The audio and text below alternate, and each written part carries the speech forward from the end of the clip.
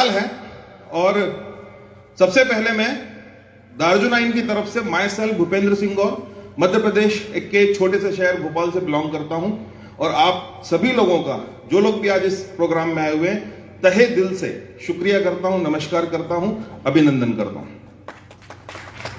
ये जो जगह है वेस्ट बंगाल, मैं लगभग पिछले 10-12 सालों से यहां पे मेरा आना जाना कभी ना कभी रहा है और एक बात बोल सकता हूं कि यहां से एक व्यक्ति ने एक आंदोलन किया था, एक घोषणा करी थी, बहुत फेमस डायलॉग था, आप लोगों ने सुना होगा, सभी ने सुना होगा, सुभाष चंद्र बोस जी ने किया था। जानते हैं? अब ये मत बोलना कि नहीं जानते, जानते हैं ना? तो वो एक आन बान शहर है, उन्होंने एक नारा दिया था। क्या नारा था वो? तुम मुझे खून दो, मैं तुम्हें आजादी दूं। राइट। क्या उन्होंने ऐसा कहा था, तुम्हारी मर्जी हो तो खून दे दो, चाहो तो आजादी ले जाओ? ऐसे कहा था क्या?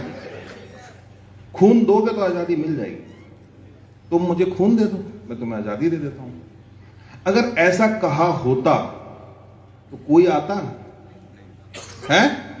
लेकिन दिस इज द गेस्चर कि तुम मुझे खून दो, मैं तुम्हें आजादी दूंगा।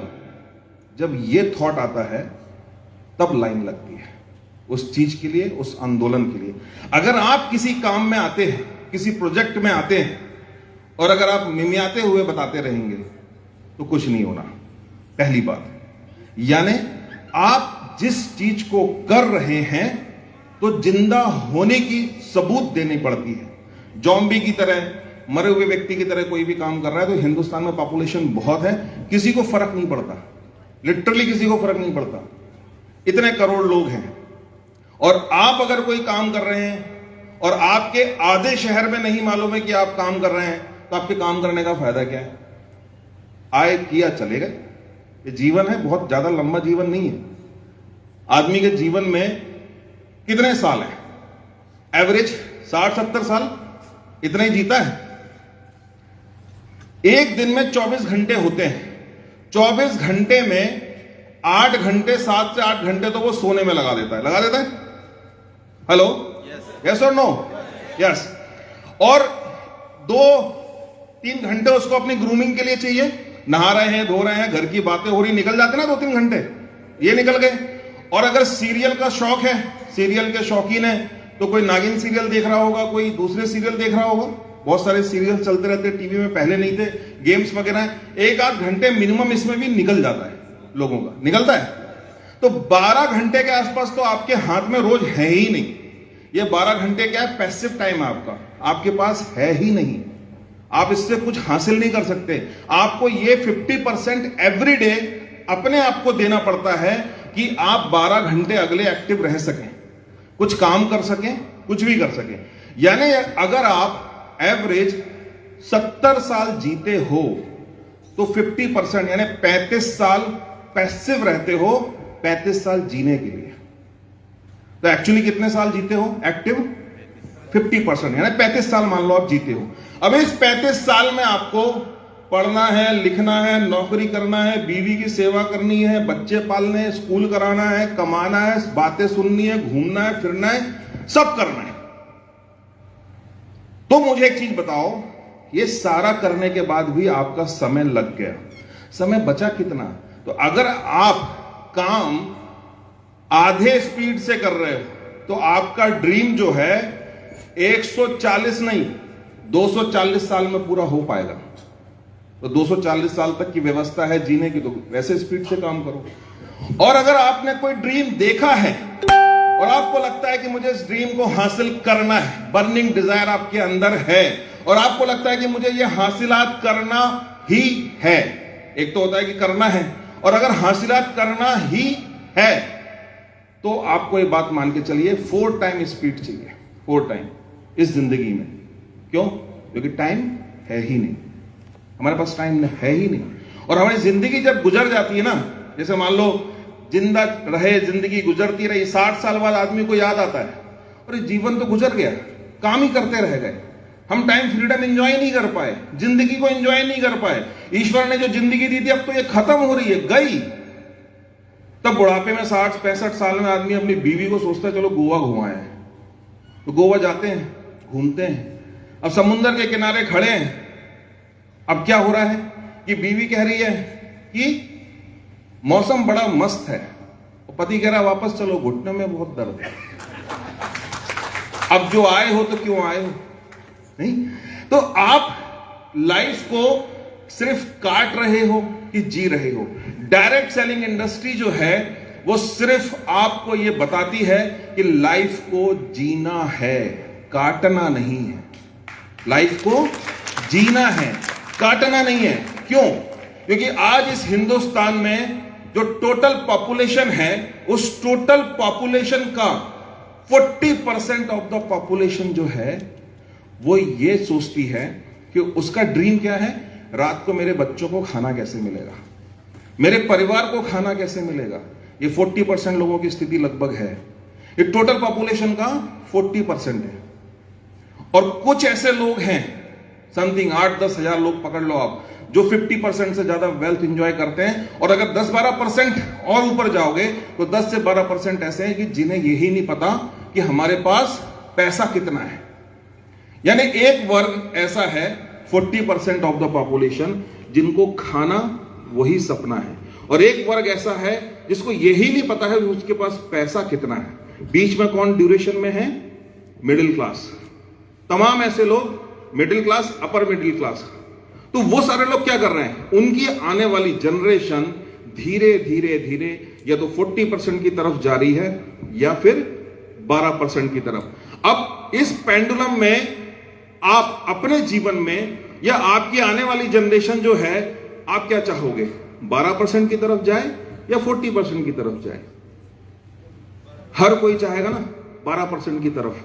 लेकिन वो 12% वाले कर क्या रहे हैं, ये उनको देखना होता है। हम जीवन में क्या करते हैं?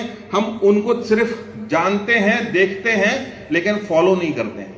वो अल्टरनेटिव सोर्स ऑफ इनकम को डेवलप करते हैं। क्या डेवलप करते हैं? Alternative source of income. आपको क्या लगता है कि रिलायंस ग्रुप या अंबानी केवल एक ही काम करते हैं? सिर्फ एक काम। टाटा ग्रुप एक ही काम करता है? क्या जरूरत है उसको गाड़ी बेचने के साथ साथ चाय पत्ती बेचने के लिए? कोई जरूरत है? या उसको पैसे की ज्यादा जरूरत है? नहीं बेचेगा तो भी काम चलेगा, लेकिन बेचना है। आज हमको अगर कोई बोलता है कि तुमको चाय पत्ती बेचना है, तो हम क्या सोचते हैं? मैं पढ़ा लिखा आदमी चाय पत्ती कैसे बेच सकता हूं भाई? हां, अगर ये कोई नौकरी निकल जाए 5वीं क्लास पास, अगर वो चपरासी की भी है और पैसा फिक्स मिलेगा तो मैं वहां जाके अप्लाई कर दूंगा।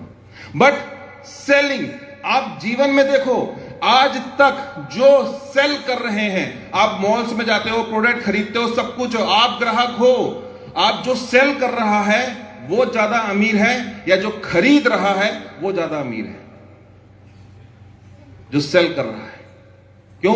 उसके पास राइट टू सेल है, आपके पास खरीदने का ऑप्शन है। लेकिन डायरेक्ट सेलिंग एकमात्र ऐसी इंडस्ट्री है जो आपको राइट टू सेल और राइट टू परचेस दोनों का ऑप्शन देती है, और आपसे कुछ नहीं मांगती, सिर्फ डिवोशन मांगती है। सिर्फ डिवोशन। अगर आज बिजनेस की बात करें तो एक पान की दुकान भी खोलना हो ना सर, तो भी पैसा लगता है। लगता ही लगता है। अगर आपको एक पान की दुकान भी खोलना हो तो पैसा लग जाता है। और ये तो क्या है? एक सपनों का व्यापार जिसको आप बिल्ड करना चाहते हो। तो आपको अगर ऐसा लगता है कि ये डायरेक्ट सेलिंग कोई चमत्कारिक चीज है, या कोई जादू की छड़ी है, ये कोई सट्टे का नंबर है, या कोई लॉटरी है कि रातों रात कुछ हो जाएगा, तो कुछ नहीं होने वाला। ये एक सिस्टम है। उस सिस्टम को आप फॉलो करते हुए अपना टाइम देते हैं, उसकी चीजों को फॉलो करते हैं, आगे बढ़ते हैं। तो जैसे तमाम बिजनेस है, वैसे भी ये एक बिजनेस है। आपको सिर्फ लोगों की आदतों को बताना है, उनको समझाना है, सिर्फ हैबिट्स के ऊपर काम करना है।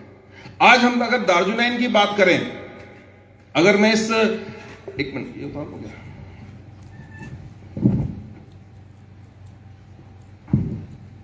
अगर हम दार्जुनाइन की बात करें तो जब मेरा जितेंद्र जी से मुलाकात हुआ था, मैं सीधे पॉइंट में आ रहा हूं कि डायरेक्ट सेलिंग में दार्जुनाइन का क्या इंपॉर्टेंस है।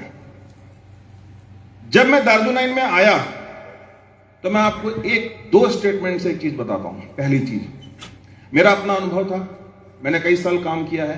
शायद कुछ लोग जो काम करने की शुरुआत कर रहे हैं, इतने साल 20 साल मैंने काम किया है। मैंने अपनी यंग एज में ही काम स्टार्ट कर दिया था और 20 साल काम किया है। और यह भी तय है कि मिथक भी बहुत सारे होते हैं।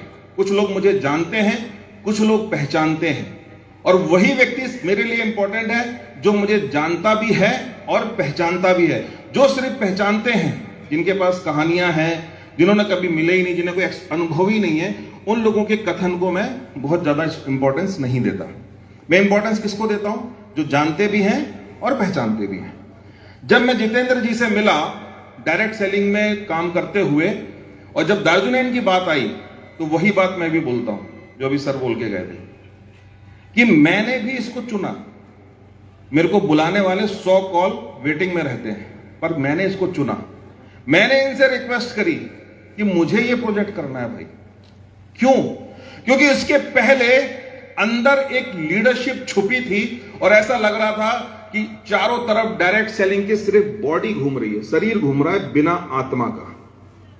नेटवर्क मार्केटिंग जस्ट लाइक एक बॉडी का मूवमेंट है, दिल नहीं और आत्मा नहीं, लेकिन शरीर घूम रहा है। आपने देखे ना, जैसे जॉम्बी टाइप के लोग होते हैं। तो मुझे लगता था ये सिर्फ बॉडीज घूम रही हैं, क्योंकि जो जानकारी मुझे मिली, जो जागरूकता मुझे मिली, तो मुझे लगा सिर्फ ये बॉडीज हैं, ये कोई हम कुछ कर ही नहीं रहे।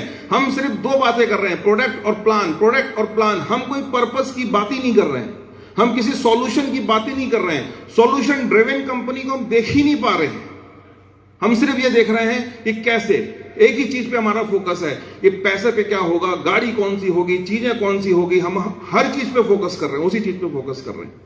लेकिन हम सॉल्यूशन इस सोसाइटी को, हम सॉल्यूशन इस मदर नेचर को क्या दे रहे हैं, हम ये देख ही नहीं पा रहे हैं। तो जब जितेंद्र जी से मैं मिला तो मुझे सिर्फ ऐसा लगा कि डायरेक्ट सेलिंग इंडस्ट्री की बॉडी को दार्जुनाइन नाम की आत्मा मिल गई। और यह भी तय है कि जब ये आत्मा मिली है और जब ये बॉडी अब विथ हार्ट और विथ आत्मा, सोल हो चुकी है, तो आप ये तय मान के चलिएगा, मैं बड़े गर्व के साथ यहां पे घोषणा कर सकता हूं, और ये वक्त आपको बताएगा आने वाले सालों में। आप देखोगे कि जैसे तिथि यानी डेट्स को हम बताते हैं ना, कि ईसा पूर्व और ईसा के बाद, ईसा के पहले और ईसा के बाद हम जो डेट्स बताते हैं, वैसे ही एक समय आएगा कि डायरेक्ट सेलिंग को जब पढ़ाया जा रहा है, आज भी पढ़ाया जा रहा है, एक स्टेटमेंट होगा कि डायरेक्ट सेलिंग इंडस्ट्री दार्जुनाइन के पहले और डायरेक्ट सेलिंग इंडस्ट्री दार्जुनाइन के बाद बदल चुकी होगी। क्यों? क्योंकि आज लोग जागरूक हो रहे हैं। अब आप किसी कंज्यूमर को बेवकूफ नहीं बना सकते। आज बात हो रही है किस चीज की? आज बात हो रही है उस कंज्यूमर की जो समझदार है, जो इंटेलेक्चुअल है। पहले क्या होता था, टीवी में हमने ऐड देखा, तुम्हारे टूथपेस्ट में नमक है, हम नमक ढूंढने लग गए और ले आए। हमको किसी हीरोइन ने बोला कि पेस्ट में नमक है, ले जाओ, ले गए। आज जो हमारी जागरूकता है ना, वो सिर्फ टीवी से है। आप 10th पास हो, आप 12th पास हो, आप ग्रेजुएट हो या आप मास्टर हो, लेकिन मैं आपको बता रहा हूं, आज अपने आप से पूछ के देखिएगा, प्रोडक्ट के मामले में आपकी जागरूकता यानी अवेयरनेस उतनी है जितनी टीवी से मिली है, उतनी है। मुझे तो ऐसा लगता है, अगर मुझे नहीं पता कि क्या सिचुएशन रही होगी, लेकिन अगर होता तो ऐसा ही होता कि अगर मधुबाला बोलती कि ये साबुन अच्छा है, लक्स अच्छा है, या कोई एक साबुन अच्छा है, तो हो सकता है कि मेरे दादाजी वही साबुन लाते। हेमा मालिनी ने कहा ये साबुन अच्छा है, तो पिताजी वही साबुन लाते। और आज कैटरीना कैफ बोलती है तो मुझे भी लगता है कि मैं साबुन ले आऊं, मेरी बीवी भी क्या पता ऐसी हो जाए। ये एड का माया जाल है, और एड का माया जाल ऐसा हो चुका है कि फिटनेस की बात करने वाले सेलिब्रिटीज, विमल, रजनीगंधा, सबके प्रमोट कर रहे हैं कि नहीं कर रहे हैं? आपके बच्चों के जो सेलिब्रिटीज हैं वो आज गुटखे को अवेयरनेस प्रमोट कर रहे हैं। सलूट है इस आदमी को, कम से कम ये आपको बोल रहा है कि केमिकल अपने घरों में मत लाओ। ये बात अलग है कि इनका नाम सलमान खान नहीं है, इनका नाम अक्षय कुमार नहीं है, अजय देवगन नहीं है, कुछ नहीं है, लेकिन जो भी नाम है मेरे लिए वही नाम है, वही दर्जा है, वही चीज है जो शायद यहां की भूमि के लिए सुभाष चंद्र बोस का होगा। और यही फर्क है कि आप किसको मानते हैं। अवेयरनेस कौन सी? इन्होंने मुझसे एक ही चीज बोला कि तुम जो टीवी से अवेयरनेस ले रहे हो वो प्रोडक्ट नहीं है बॉस, जो प्रोडक्ट वो है जो उस प्रोडक्ट के पीछे लिखा हुआ है, जो उसके लेबल पे लिखा हुआ है। और समस्या ये है कि ज्यादातर कंज्यूमर कभी भी लेबल्स को देखते नहीं है और इस बात का फायदा दुनिया उठाती है। कुछ चीजों में तो मजबूरी है, सरकार ने सबके लिए नियम बनाए, जागो ग्राहक जागो पोर्टल भी बनाया, सब बनाया, लेकिन क्या है, सिगरेट का पैकेट बिकता है, उस पर लिखा है कि सिगरेट पीना हानिकारक है। लिखा है कि नहीं लिखा है? हेलो, लिखा है। तंबाकू का पैकेट बिकता है, उस पर साफ लिखा है इससे कैंसर हो जाएगा। दारू बिकती है, उस पर लिखा है इंजीरियस टू हेल्थ। अब मुझे एक चीज बताओ कि जिनमें खुद लिखा है कि खाओगे तो मर जाओगे, फिर भी बिकता है कि नहीं है? फिर भी बिकता है। मतलब आदमी पढ़ के खा रहा है और मर गया तो बोल नहीं सकता। अरे ये तो बोल रहे हैं इन्हें अपने घर में केमिकल्स नहीं लाओ ना। तो आज क्या है कि इनमें लिखा है तो आपको पता है। इसी तरीके से केमिकल्स भी होते हैं। केमिकल्स कौन से? लैब बेस्ड केमिकल, जो मानव ने बनाए, प्रकृति ने भी बनाए हैं केमिकल। ऐसा नहीं कि प्रकृति ने नहीं बनाए। पानी क्या है? केमिकल है। लेकिन पानी तो हमारी जरूरत है। तो क्या चीज है कि नेचर लैब, यानी कि नेचर ने अपनी लैब में जो केमिकल बनाए हैं वो मनुष्य जाति के लिए हैं, जो आदमियों ने अपने लैब में पैदा किए हैं ईश्वर की तरह सोच के, वो हमेशा हानिकारक ही रहे। तो प्रकृति का मतलब क्या है? आज से 200 साल 300 साल पहले केमिकल्स नहीं थे, तब भी लोग अपना काम चलाते थे और अच्छा जीते थे। ये केमिकल्स धीरे धीरे हर घर में पहुंचाए गए। कैसे? आपने तंबाकू तो पढ़ लिया, दारू तो पढ़ ली, आपने बाकी चीजें भी पढ़ ली, सिगरेट पढ़ ली, बच्चे को मना कर दिया, लेकिन आप उसी प्यारे बच्चे को उस साबुन से, उस शैम्पू से, उस क्लीनिंग रेंज के आसपास लेके आ गए जिसके बैक में वो सारे हानिकारक केमिकल्स लिखे हुए हैं, जो लैब में बने हुए हैं, जो कहीं ना कहीं वही इंपैक्ट आने वाले 10 से 12 साल में आपकी स्किन से पेनिट्रेट होकर ब्लड में जाएंगे और वही चीज को पैदा करेंगे। और हम 12, 13, 14 साल बाद कई लोग सोचते हैं इसने जीवन भर कुछ तंबाकू नहीं खाया, इसको कैंसर कैसे हो गया? महिलाओं को कैंसर कहां से हो जाता है? उनको ब्रेस्ट कैंसर कहां से हो जाता है? वो कौन सा कितना तंबाकू खा रही है?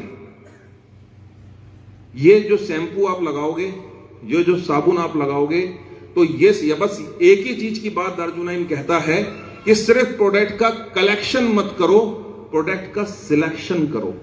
देख लो, जितना हम गाड़ी लेते हैं तो हम सिलेक्ट करते हैं, राइट? हम कहीं जाते हैं तो हम सामान सिलेक्ट करते हैं, अपने जूते लेते हैं सिलेक्ट करते हैं, मोबाइल लेते हैं सिलेक्ट करते हैं, ये सारे प्रोडक्ट हम सिलेक्ट करते हैं।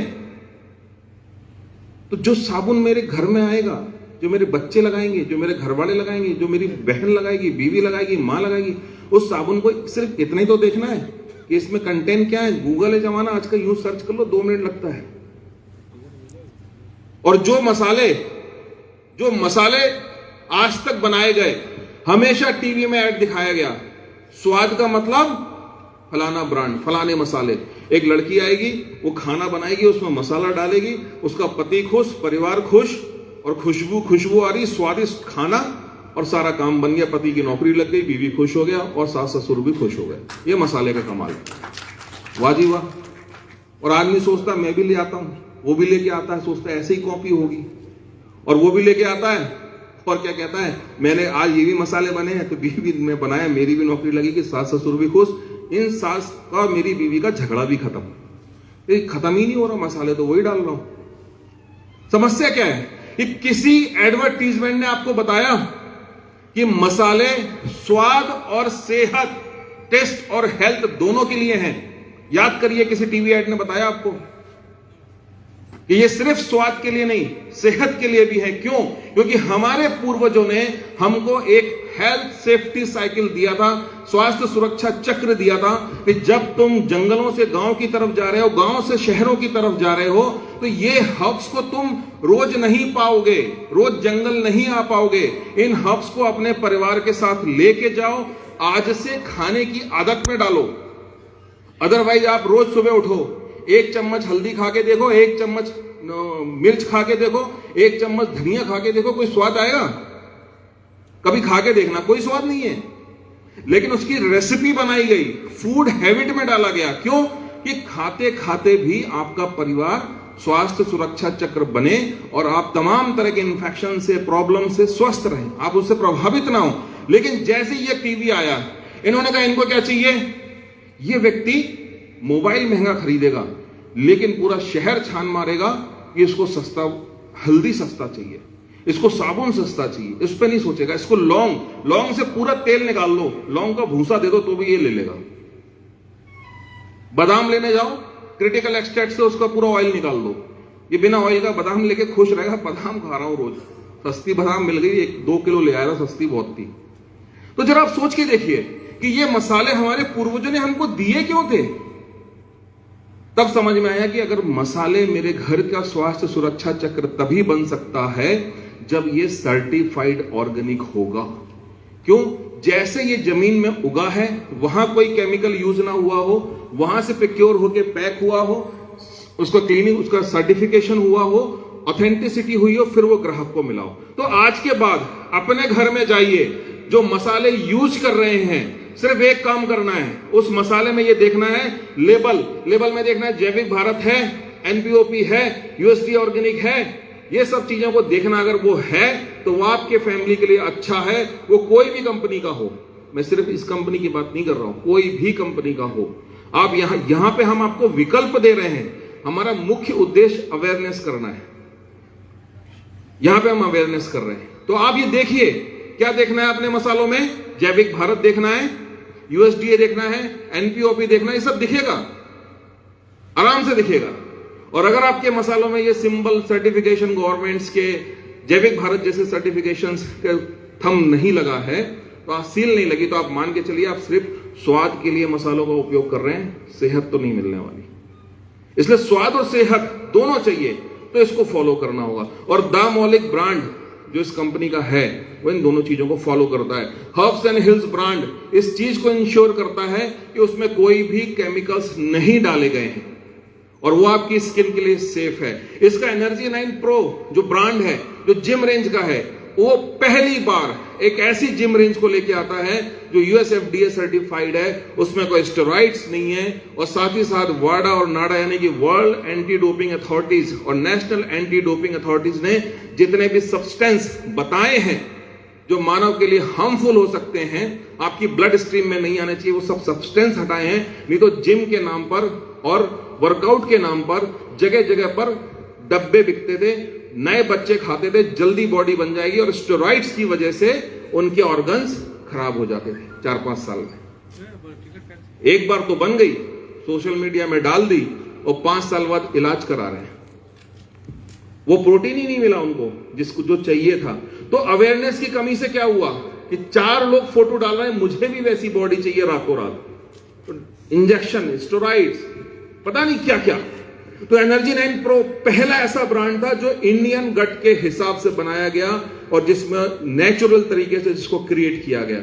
वेलनेस का प्रोडक्ट, सारे वेलनेस के प्रोडक्ट थे। इवन बी न्यूट्रिशन ब्रांड के जो कैप्सूल्स आते हैं वो वेज कैप्सूल्स हैं। और दूसरी बात, वो जिस पौधे से लिए जाते हैं वो यूएसपी ग्रेड है, यानी यूनाइटेड स्टेट फार्माकोपिया ग्रेड। नहीं, पौधा भी बीमार नहीं होगा, जरूरी नहीं है जिस पौधे से आप ले रहे हो। तो इतनी बातों को ध्यान रखना और चीजों को करना। तो इसके बाद एक ऑब्जेक्टिव बनाया गया, mission chemical free. Mission chemical free एक ऐसा कैंपेन है, एक ऐसा सॉल्यूशन है जो आपको फाइनेंशियल सॉल्यूशन भी देता है और सेटिस्फैक्शन भी देता है। इसका प्रोडक्ट क्वालिटी, ऑथेंटिसिटी और सॉल्यूशन मतलब किसको? जिस कंज्यूमर को आप देंगे वो आपका, उसको सॉल्यूशन दिया आपने। अपनी फैमिली एंड डिस्ट्रीब्यूटर का सॉल्यूशन आप अपने लिए इस प्रोडक्ट को लाएंगे। लिटरली बता रहा हूं, बहुत सारी कंपनी जैसी हैं जिसमें लोग पैसा कमाने लगते हैं ना, तो खुद अपनी कंपनी का प्रोडक्ट यूज नहीं करते, बाहर से बेटर प्रोडक्ट लेके आते हैं। तो सॉल्यूशन, आपको कभी जरूरत महसूस नहीं होगी बाहर से लाने की। इस सोसाइटी का सॉल्यूशन, हर घर में जाने वाला प्रोडक्ट एक सॉल्यूशन दे रहा है, और इस एनवायरमेंट का सॉल्यूशन। और 4th थिंग, ये सारे काम अफोर्डेबिलिटी के साथ, उचित और वाजिब दाम के साथ, फेयर प्राइस प्रैक्टिस के साथ ये सब किया जा रहा है। और पर्यावरण को हम कैसे सॉल्यूशन दे रहे हैं? पर्यावरण को हम ऐसे सॉल्यूशन दे रहे हैं, आपके घर में सुबह से शाम तक जो पानी आता है, जो आप पीने के लिए आता है, सब कुछ आता है। आपने जो केमिकल्स वाले पर्सनल केयर यूज किए हैं, आप बाथरूम में नहाएंगे, उनको बहाएंगे। जो क्लीनिंग प्रोडक्ट आपके यहाँ यूज हुआ है, जो आपके कपड़े धो रहा है, जो आपके घर में क्लीनिंग के काम आ रहा है, 200-250 लीटर पानी आपके यहाँ आता है और उतना ही पानी आपके घर से जाता है। उस पूरे पानी में वो केमिकल्स होते हैं। नदियां केमिकलाइज हो रही हैं, अमोनिया के झाग बन रहे हैं, जमीन में वो केमिकल जा रहा है। आप अपने ही सामने देखेंगे कि क्या हश्र जमीन का हो रहा है और क्या हश्र हवा का हो रहा है और क्या हश्र इस नदी का हो रहा है। हमको अगर हमने इतना ही सोच लिया कि मैं मेरे घर की जिम्मेदारी लेता हूं, कम से कम आप पेड़ कटने से नहीं रोक सकते, लेकिन 2 पेड़ लगाने की जिम्मेदारी ले सकते हो, इतना आप कर सकते हैं ना। तो मैं किसी और का नहीं, अपनी जिम्मेदारी ले सकता हूं। पेड़ कटने से तो मैं रोक नहीं पा रहा, क्या आंदोलन कर दें अपन, तो क्या करूंगा, मैं कहूंगा आप सब 2 पेड़ लगाइए, मैं भी 2 पेड़ लगाता हूं। तो मैंने तय किया कि मैं मेरा घर इन प्रोडक्ट्स को लाऊंगा, सिलेक्शन मेरा दाजुनैन के प्रोडक्ट्स के ब्रांड्स में लेके आऊंगा और कम से कम मैं 4 घरों को दस्तक दूंगा, उनके घर को खटखटाऊंगा और बताऊंगा मैं मिशन केमिकल फ्री में लगा हुआ। तो हमें सारे शहर में दस्तक देनी है। सदगुरु जैसा एक व्यक्ति इस एज में सेफ सॉइल के लिए हजारों किलोमीटर की यात्रा कर रहा है, बाइक चला के कर चुके वो। क्या पड़ी है उनको, ये जमीन खराब हो जाए या बच जाए। जितेंद्र जी को क्या पड़ी है कि आप केमिकल वाले साबुन लाओ, केमिकल वाले शैंपू लाओ, आप खराब मसाले खाओ, क्या पड़ी है, कुछ नहीं पड़ी। खा ही रहे हैं आज तक हम, क्योंकि हमने सारा अवेयरनेस टीवी से लिया है। लेकिन नहीं, अब ये परिवर्तन होगा और यही काम बताते हुए जो मैं आपको बता रहा हूं, क्या मैं आपको कोई भी ऐसी चीज बता रहा हूं जो गलत है आपके लिए? आपको लगता है कि मैं कुछ भी ऐसा बता रहा हूं जो आपके और आपके परिवार के लिए गलत हो इस प्रोडक्ट्स को लेके? और यही बताते हुए और यही अवेयरनेस करते हुए यदि वेल्थ भी क्रिएट हो जाए, पैसा भी आ जाए, तो क्या बुरा है? कुछ बुरा है? तो बजाओ ताली।